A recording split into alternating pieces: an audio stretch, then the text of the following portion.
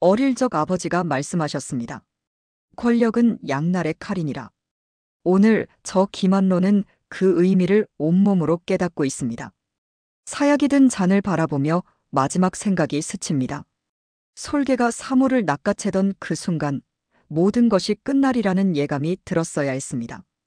이제 제 모든 권력과 영화는 한 모금의 독약으로 끝나려 합니다. 조선 중종 26년 1531년 봄의 어느 날 경복궁 내 정전 근처에서 한 남자가 빠른 걸음으로 움직입니다. 그는 김한로, 오랜 유배 생활을 마치고 돌아온 관료입니다.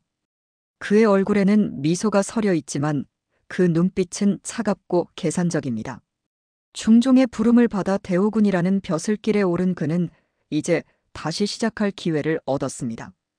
폐하, 신 김한로가 왔습니다. 김한로는 중종 앞에 무릎을 꿇고 엎드립니다. 중종의 얼굴에는 피로함이 서려 있습니다. 왕권을 강화하고자 했던 그의 노력은 신하들의 반대와 파벌 다툼으로 번번이 좌절되었습니다. 조광조를 등용했지만 기묘사화로 끝났고 남권이 권력을 잡았으나 오래가지 못했습니다. 이행, 심정, 이항. 그들은 모두 리더십이 부족했습니다. 김한로, 경의 충심을 들었소. 이제 조정의 새로운 바람이 필요하오. 김한로의 눈이 번쩍입니다. 이것은 기회입니다. 한때 그도 기묘사화에 연루되어 유배를 갔었지만 그것이 오히려 자신을 돋보이게 할 카드가 될 것임을 압니다. 그는 유배 생활 내내 복귀할 계획을 세웠습니다. 남권은 자신이 위험하다고 느껴 탄핵했지만 이제 남권은 죽었고 자신은 살아있습니다. 폐하의 뜻을 받들어 충성을 다하겠습니다. 김한로는 깊이 고개를 숙입니다. 그의 마음속에는 이미 권력을 장악할 계획이 세워져 있습니다.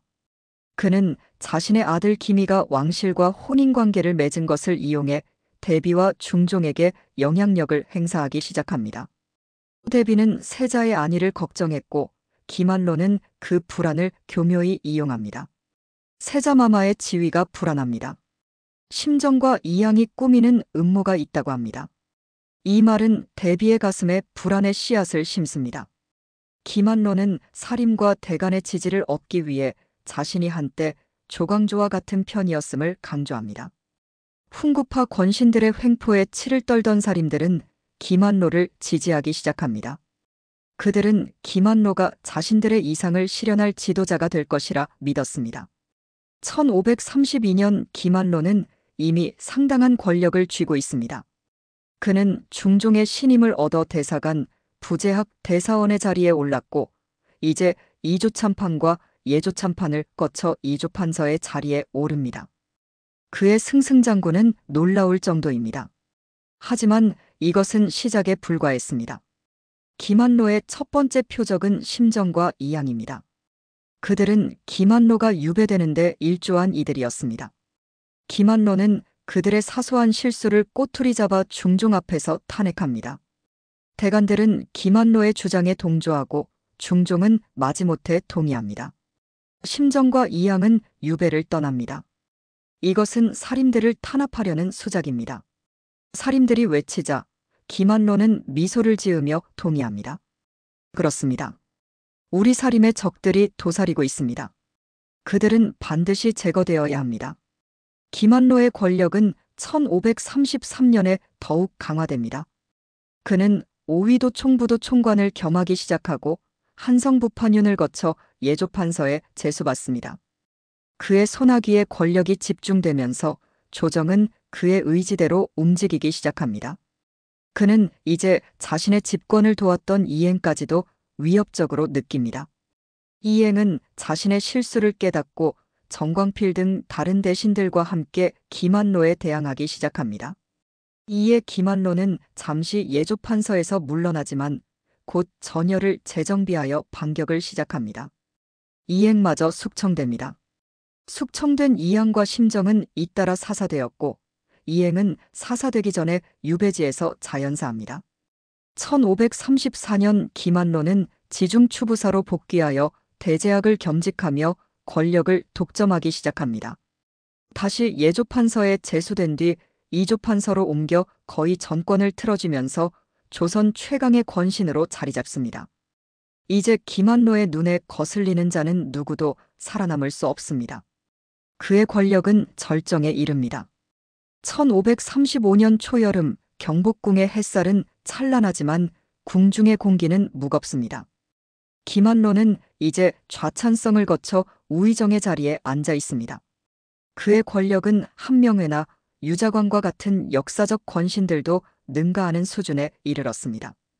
동지경연사, 홍문관 대제학, 예문관 대제학, 춘추관사, 성균관사, 이조판서, 지휘금부사, 도총부 도총관을 동시에 겸직하는 전무후무한 권력 집중이 이루어집니다. 국병도락 안로수, 백년사직, 수의주. 사헌부 문에 붙은 익명의 글귀입니다. 국권이 알로의 손에 떨어지고야 말았으니 백년사직의 주인이 누구라 하겠는가. 중종실록에 기록된 이 문장은 당시 김한로의 권세가 얼마나 대단했는지를 보여줍니다. 그는 이제 중종의 그림자처럼 모든 정사에 관여합니다. 김한로의 집무실에는 각종 서화와 보물이 가득합니다. 그의 사치는 도를 넘어섰고 부정축제로 모은 재물은 셀 수 없을 정도입니다. 그의 집에는 단청이 화려하게 칠해져 있어 마치 왕궁과 같은 위엄을 자랑합니다. 그러나 그 화려함 뒤에는 어두운 그림자가 드리워져 있습니다. 저자는 생각보다 잔인하오. 정적이 죽었는지 확인하기 위해 코에 불을 붙인다던데. 신하들의 수군거림이 퍼집니다. 김한로는 자신이 숙청한 적들이 정말 죽었는지 확인하기 위해 그들의 코에 불을 붙여 반응을 살펴보는 잔혹한 습관이 있었습니다. 이런 행동은 많은 이들에게 공포와 혐오를 불러일으켰지만 누구도 감히 그에게 반기를 들 수 없었습니다. 1536년 김한로는 좌의정으로 승진하며 권력의 정점에 오릅니다. 그의 독선적인 정치 스타일은 더욱 강화되고 그는 더 이상 중종의 의견조차 크게 고려하지 않습니다.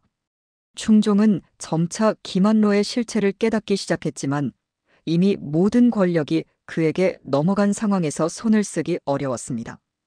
김한로의 권력이 절정에 이른 이 시기, 그는 자신의 권력을 더욱 공고히 하기 위해 자신의 친인척까지도 요직에 앉히기 시작합니다. 하지만 자신과 뜻이 맞지 않는 친척들은 가차없이 숙청합니다. 그의 폭력적인 정치는 조정 내에 깊은 공포의 그림자를 들이웁니다. 김한로의 눈밖에 나면 살아남을 수 없다. 이것이 당시 조정의 분위기였습니다.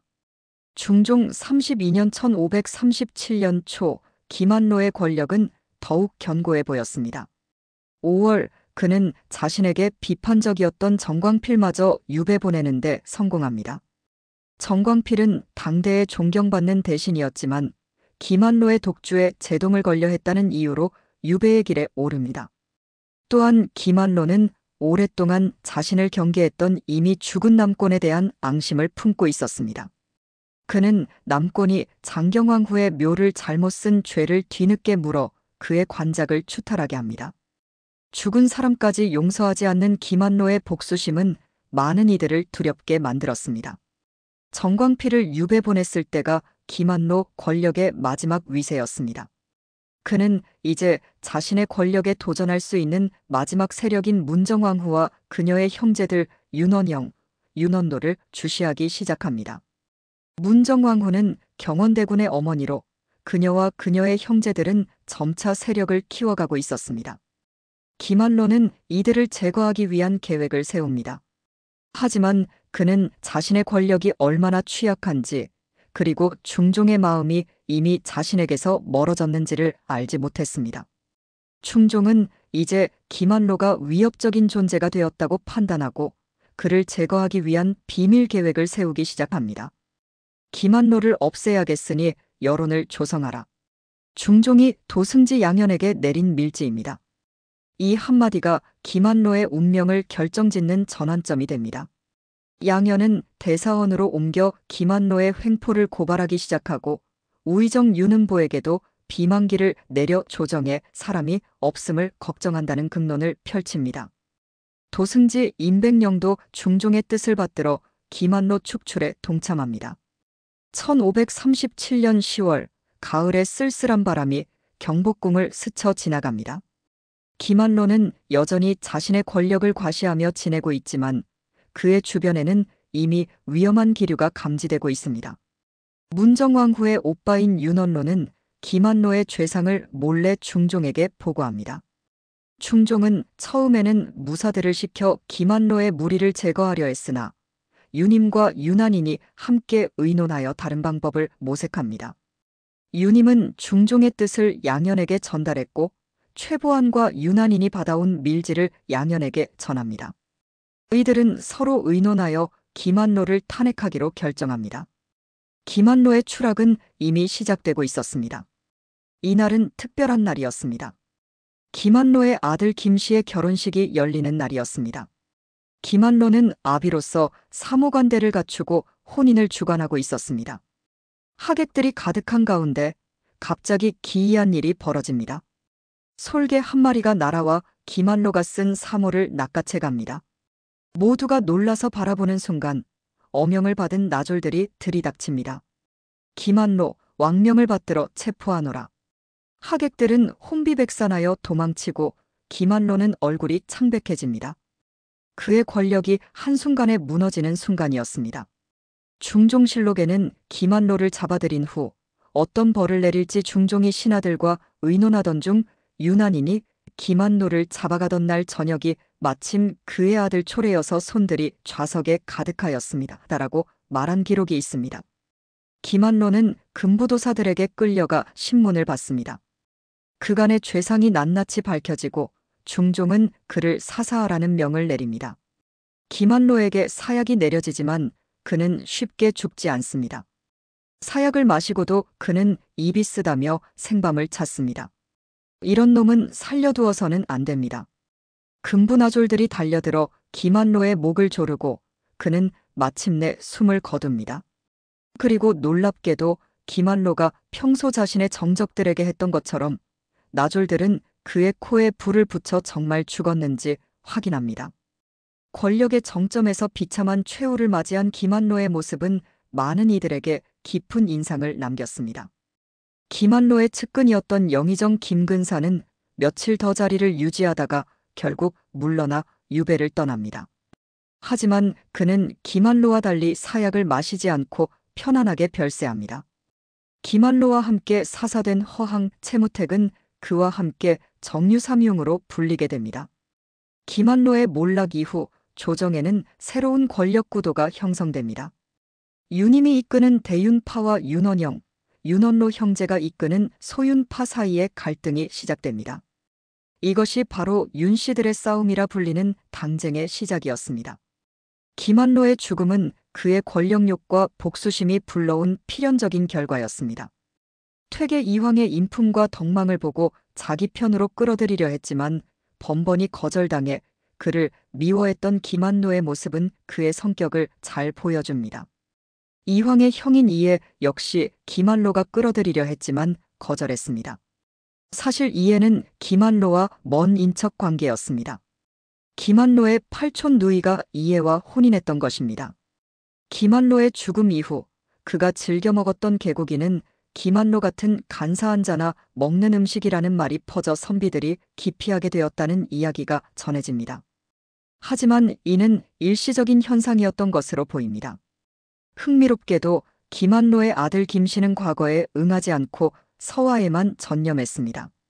그는 당시 최립의 문장, 한석봉의 글씨와 함께 삼절이라 불릴 정도로 명망이 높은 화가였습니다.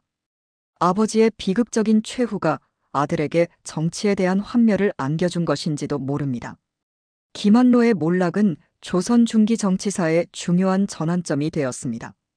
그의 사례는 권력의 남용이 어떤 결과를 가져오는지에 대한 경고로 남았습니다. 또한 김한로 이후 시작된 윤씨들 간의 당쟁은 조선 후기 정치의 기틀을 형성하게 됩니다.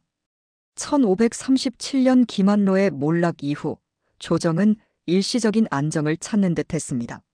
하지만 그의 죽음은 새로운 권력 투쟁의 시작이었습니다.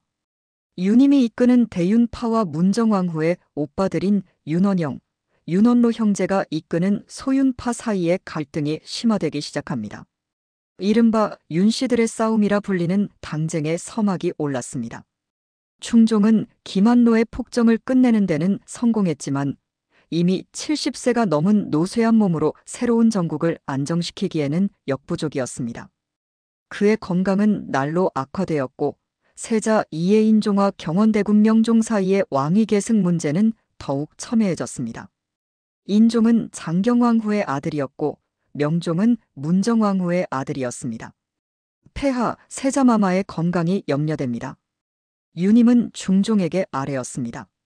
실제로 세자 이해는 허약한 체질이었고 이는 대윤파가 권력을 유지하는 데 큰 위협이 되었습니다. 반면 문정왕후의 아들인 경원대군은 건강했고 이는 소윤파에게 유리한 조건이었습니다. 중종 39년 1544년 11월 드디어 중종이 승하합니다. 그의 재위 38년은 조선의 역사에서 가장 길고 복잡한 시기 중 하나였습니다. 조광조의 기묘사와 남권의 집권 김한로의 폭정을 거치며 중종은 자신의 왕권을 지키기 위해 끊임없이 싸워야 했습니다. 하지만 그의 죽음은 또 다른 정치적 격변의 시작이었습니다. 중종의 뒤를 이어 인종이 즉위합니다.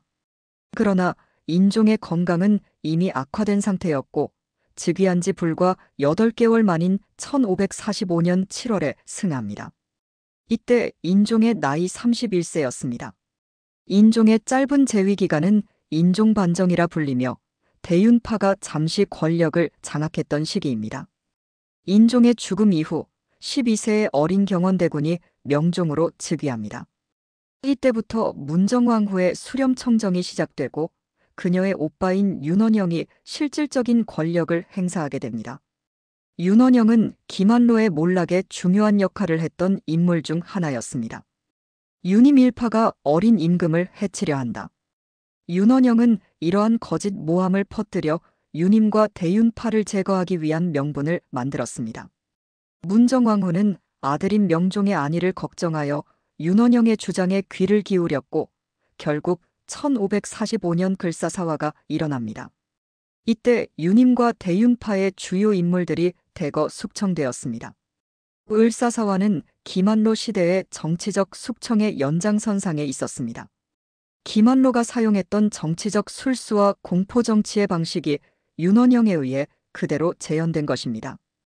윤임은 유배지에서 사사되고 대윤파의 많은 인물들이 목숨을 잃거나 유배를 떠납니다. 이제 조정은 윤원영과 소윤파의 손에 넘어갔습니다. 윤원영은 김한로가 그랬던 것처럼 권력을 독점하기 시작했습니다. 그는 자신의 정적들을 무자비하게 숙청했고 명종은 어린 나이로 인해 실질적인 권한을 행사하지 못했습니다. 흥미로운 것은 김한로의 정치적 유산이 윤원영의 통치 방식에 큰 영향을 미쳤다는 점입니다. 김한로가 사용했던 붕당 정치의 방식, 즉 자신의 파벌을 강화하고 반대 세력을 무자비하게 제거하는 방식이 윤원영에 의해 계승되었습니다. 이것은 조선 중기 정치의 주요한 특징이 되었습니다. 김한로의 시대는 끝났지만 그의 유산은 여전히 살아있다. 당시 한사림 학자의 말입니다. 김한로는 죽었지만 그가 심어놓은 정치적 불안과 파벌 간의 갈등은 계속해서 조선 정치를 뒤흔들었습니다. 을사사화 이후에도 병자, 정미, 기유사화가 이어지며 조선의 정치는 끊임없는 피해 숙청 속에 빠져들었습니다. 김한로의 정치적 유산은 또한 사림 내부의 분열을 가져왔습니다. 한때 김한로를 지지했던 사림들 중 일부는 그의 몰락 이후에도 정치적 영향력을 유지했고 일부는 윤원영에게 동조했으며 또 다른 일부는 정치에서 완전히 물러났습니다. 이러한 분열은 이후 동인과 서인, 남인과 북인의 분화로 이어지며 조선 후기 정치의 근간이 되었습니다. 명종 10년 1555년 문정왕후는 외란을 대비해 승군을 일으키기 위해 불교 부흥 정책을 펼칩니다. 이는 김한로 시대의 유교 중심 정책과는 대조적인 것이었습니다. 하지만 이러한 정책 변화에도 불구하고 정치적 구조와 파벌 간의 갈등은 여전히 김한로 시대의 유산을 이어받고 있었습니다. 명종 20년 1565년 문정왕후가 승하하고 얼마 지나지 않아 윤원형도 실각합니다. 그는 유배를 떠났다가 1565년 사망합니다. 윤원형의 몰락은 김한로의 몰락과 많은 유사점을 가지고 있었습니다. 두 사람 모두 극단적인 권력 집중과 독선적인 정치로 많은 원한을 샀고 결국 그것이 그들의 몰락을 가져왔습니다. 윤원형의 몰락 이후 명종은 직접 정치를 주도하기 시작했지만 이미 붕당 정치의 뿌리는 깊게 자리 잡고 있었습니다. 김한로가 심어놓은 정치적 갈등의 씨앗은 조선의 정치체제 내에서 계속해서 자라나고 있었습니다. 명종 22년 1567년 명종이 승하하고 선조가 즉위합니다. 선조 시대에는 동인과 서인의 분당이 본격화되며 김한로와 윤원형 시대의 정치적 갈등이 새로운 형태로 진화합니다. 이제 정치적 숙청은 좀 더 제도화되고 이념적 차이에 기반한 정치적 대립이 주를 이루게 됩니다. 김한로의 몰락으로부터 30년이 지난 시점에서도 그의 정치적 유산은 여전히 조선의 정치를 지배하고 있었습니다. 그의 권력 집중 방식, 정적 제거의 수법, 붕당 형성의 전략은 이후 세대의 정치인들에게 계승되었고 이는 조선 중후기 정치의 주요 특징이 되었습니다. 김한로의 정치적 유산은 조선 후기 정치의 근간이 되었지만 그의 개인적인 이야기와 가족의 운명은 어떻게 되었을까요? 김한로의 몰락 이후 그의 가족들은 극심한 고통을 겪었습니다. 그의 직계 가족들은 대부분 관직에서 쫓겨났고 재산은 국고로 환수되었습니다. 하지만 놀랍게도 그의 아들 김씨는 정치의 길을 완전히 포기하고 예술의 길을 걸었습니다. 김씨는 과거에 응시하지 않고 서화 연구에만 전념했습니다. 당시 최립의 문장, 한석봉의 글씨, 김씨의 그림을 일컬어 삼절이라 했을 정도로 그의 예술적 재능은 뛰어났습니다. 이는 아버지의 비극적인 최후가 그에게 정치에 대한 환멸을 안겨주었기 때문일 것입니다. 김한로의 친구 중에는 김효사화 때 파직당했던 김한국이 있었습니다. 김한국은 김한로와 달리 정치적 야심보다는 학문과 교육에 더 관심이 많았습니다. 흥미롭게도 김한국은 김한로가 사형당한 후에도 그의 나쁜 점을 말하지 않고 김한로의 가족들을 돌봐주었다고 합니다. 이는 복잡한 정치적 상황 속에서도 인간적인 유대와 의리가 존재했음을 보여줍니다. 김한로의 고조부는 김자지였습니다. 김자지는 세도가들의 부패를 정면으로 비판한 상소를 여러 돌린 인재였습니다. 생전에 그토록 부패를 비판했던 고조부와는 매우 다른 인생을 산 김한로의 모순은 역사의 아이러니라고 할 수 있습니다. 김한로의 정치적 유산은 조선의 붕당 정치 형성에 큰 영향을 미쳤습니다. 그의 몰락 이후 시작된 윤씨들의 갈등은 을사사화로 이어졌고 이후 조선 정치는 끊임없는 파벌 다툼 속에 빠져들었습니다. 선조대에 이르러서는 동인과 서인으로 나뉘었고 이후 남인과 북인, 노론과 소론 등 더 많은 파벌로 분화되었습니다. 붕당 정치의 시작은 김한로에게 있다. 조선 후기의 한 학자는 이렇게 평가했습니다. 김한로가 시작한 권력 집중과 정적 제거의 방식은 이후 모든 권신들의 모델이 되었고 이는 조선 정치의 불안정성을 증가시켰습니다. 특히 훗날 영조와 정조가 탕평책을 실시하게 된 것도 이러한 붕당 정치의 폐해를 극복하기 위한 노력이었습니다. 김한로의 시대 이후 조선은 임진왜란과 병자호란이라는 큰 위기를 맞이합니다.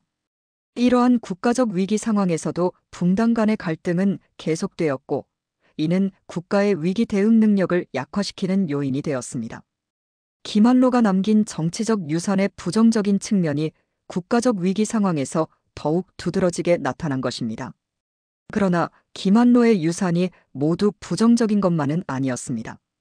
그가 추진한 일부 정책들, 특히 중앙 집권화와 관료제 강화는 조선의 통치체제를 안정화시키는 데 기여했습니다. 또한 그의 몰락은 권력 남용의 위험성에 대한 강력한 역사적 교훈을 남겼고 이는 후대 정치인들에게 경계심을 심어주었습니다. 김한로의 정치적 유산은 또한 조선의 역사서술 전통에도 영향을 미쳤습니다. 실록에는 그의 행적이 상세히 기록되어 있으며 이는 후대 사관들이 권력 남용과 부패의 사례를 연구하는 중요한 자료가 되었습니다.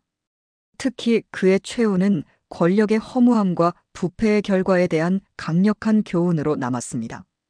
권력은 칼과 같아서 조심히 다루지 않으면 자신을 베게 된다. 김한로의 생애는 이 격언을 완벽하게 증명합니다. 그는 정치적 재능과 수완을 가진 인물이었지만 권력에 대한 지나친 욕심과 복수심으로 인해 비극적인 최후를 맞이했습니다. 그의 이야기는 권력의 유혹과 위험성에 대한 영원한 경고로 남아 있습니다.